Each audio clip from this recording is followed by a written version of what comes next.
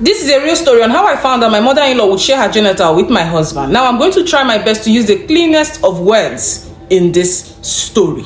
Now this story isn't built on lust or act of craziness, but a ritual that was carried before his parents to maintain the rule and order and wealth of the family and generation. So in this story, it was expected, it was supposed to be carried out every 5th, 7th, and 24th of every month. That was weird, but you get the point. The father would meet with the second daughter of the family, and the mom would meet with the first son of the family. Unfortunately, I was married into this family, and also the lives of my children were at stake, or rather the sanity. Now, before you start with the topic of me being from a broke home, no.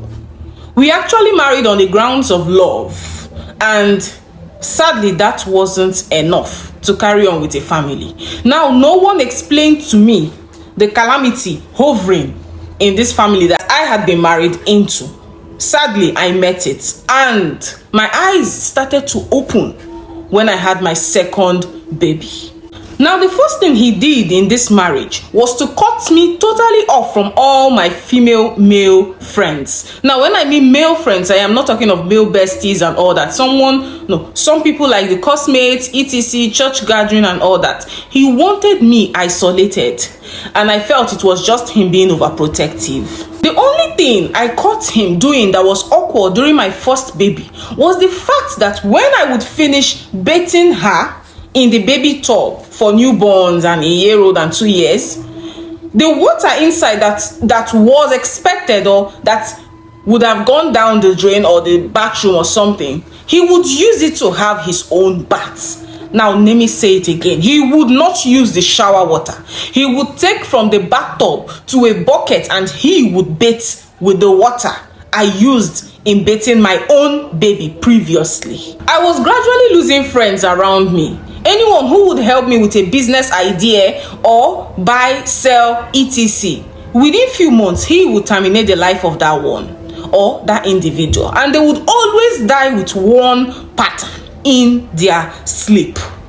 A friend of mine, a very bosom friend of mine, came over one day and she said in Igbo, Digi na alum maya kawunye.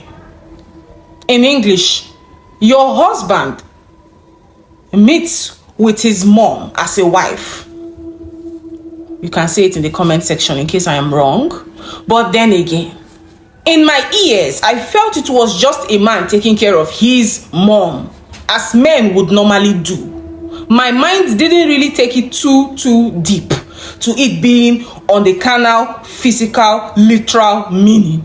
Giving birth to my second child, my attention wasn't yet on the fact that he had already started some practices on my first daughter. No one explained to me the horrible family I had been married into in this Igbo land.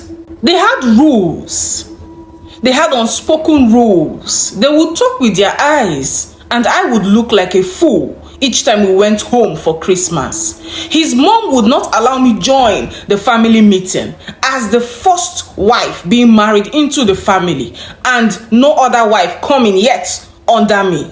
On one occasion, while sleeping, I felt a hand trying to rip my panties. And when I woke up, no one was there with me. Now, another unspoken rule was his wife will on no account buy things in the market with his money. Now, the highest money that would enter her hand from his pocket would be nothing more than 5K. Now, to break it down, from the Maggi to the crayfish to the rice to the everything that has to do in the kitchen, he would buy it himself. And then another unspoken rule was the fact that no domestic staff was to be employed in the family. Now, from the outside, we looked like a perfect family. but the inside was like the worst mistake of my entire life. I termed it at first that he was trying to be a caring husband, unknown to me that that was one of the rules he had to maintain, that his dad also did to his mom, and so he would do to me. The only difference here is the fact that his mom, his dad were in it together. Sadly, I was not in it with him, or rather my spirit rejected everything or proposal coming from his angle. Always seeing masquerade in my dream was a normal thing. Always experiencing a reptile going through me was a normal thing. I would pray and I would pray, and most times it would seem as though God would actually hear my prayers, or my heavenly Father would actually hear my prayers, because he was in it full time without even me knowing the intensity of what I had been married into. A friend of mine who had given me that little expo on the things going on low-key in this family I had been married into died in her pregnancy. One by one, my friends went down 6 feet. I remember seeing one they claimed had died due to asthma, but in the dream she was locked inside a sack bag, struggling for air.